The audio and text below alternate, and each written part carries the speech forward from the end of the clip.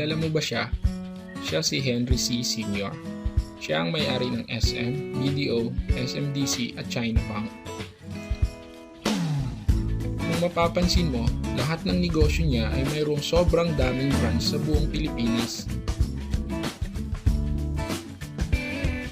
Dahil sa sobrang daming branches nito, libo-libo din ang mga taong nagtatrabaho para kay Henry C. Pero, eto malaking tanong, nakita mo ba siya nagbenta sa SM? O di kaya nag-teller sa BDO? Alam mo ba na kahit matulog o magbakasyon si Henry C, bilyon ang kita niya? Ang sikreto niya ay tinatawag na leverage. Ang leverage ay ang pagpaparami ng oras at abilidad mo sa tulong ng ibang tao.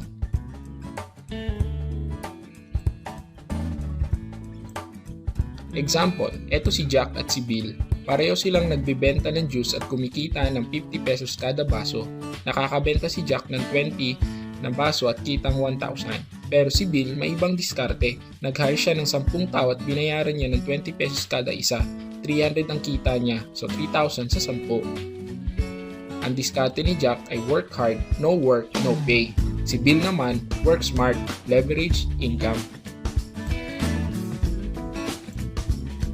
Alam mo ba na sa parehong paraan, kaya mo ring kumita ng malaking income?